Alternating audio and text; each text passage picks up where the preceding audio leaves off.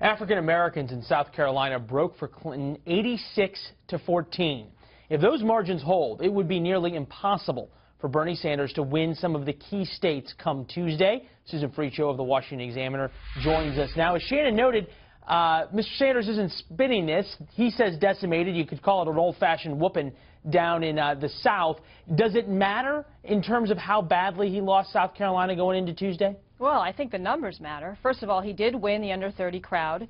But if you look at the African-American vote, Hillary Clinton won almost 90% of those voters.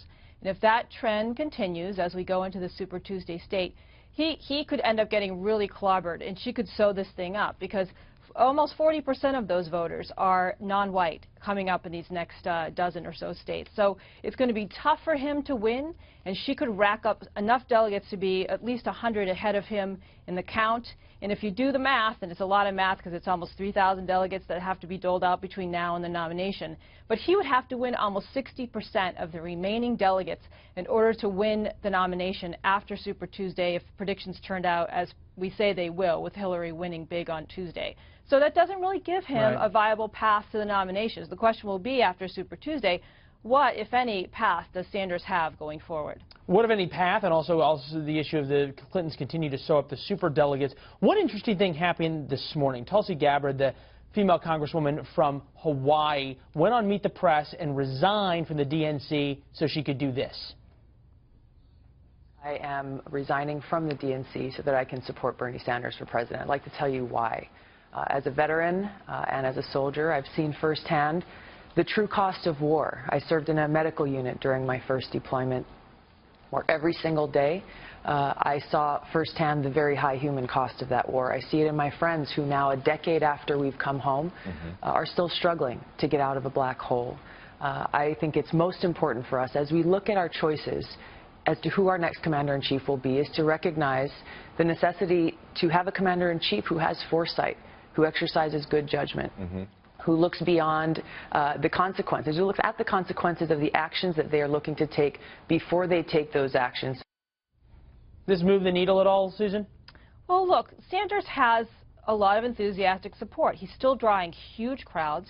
He's still got a lot of money, enough to keep him going beyond Super Tuesday if he chooses to do so, even if he's way behind the delegate count. I think that she represents a group of people who really feel they don't want an establishment candidate to win the nomination. And there are a lot of people who feel that way. It's just a question of strategy. How can they win the delegates the way the primary system is set up? It's in Clinton's favor right now, and that is Sanders' biggest problem. He's got the money, he's got the young people behind him, and he's got, you know, big crowds showing up, a lot of enthusiasm. It's just the math. The math's not working in his favor. He doesn't have nearly as much support on Capitol Hill as Hillary Clinton has, but he has some. But he won't win that superdelegate count you just talked about, and those are the elected officials. It's just not stacked in his favor, and she, though, is a voice among those who feel that an establishment candidate is not who they need this year. Yeah, one of the big things, obviously, that Hillary Clinton has on her side is Bill Clinton, who's been out campaigning, and so much of an issue was made back in 2008 in terms of, is Bill Clinton an asset or a liability out on the trail? So far, he's been both, as we've seen him in New Hampshire, we've seen him in South Carolina. Check out this soundbite, though, from yesterday that raised a lot of eyebrows. Benghazi that were killed, and your wife tried to cover it up.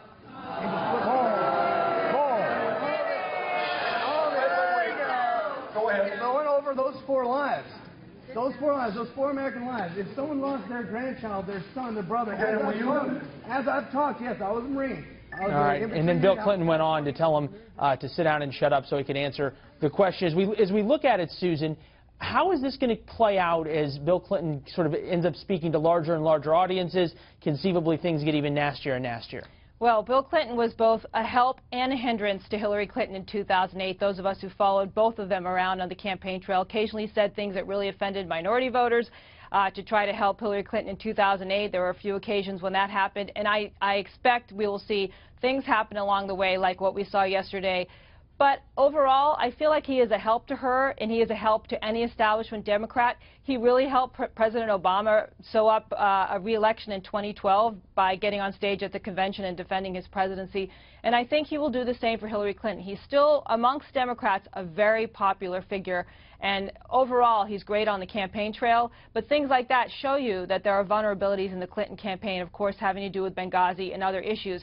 And that's going to come up, too, always making her vulnerable as we go forward. Well, and we will see how those vulnerabilities play out. Bernie Sanders so far hasn't tried to exploit them, especially when it comes to Benghazi. Susan Friccio, Washington Examiner, covered Hillary in 2008. Back at it again. Thank you, ma'am. Thank you. See you.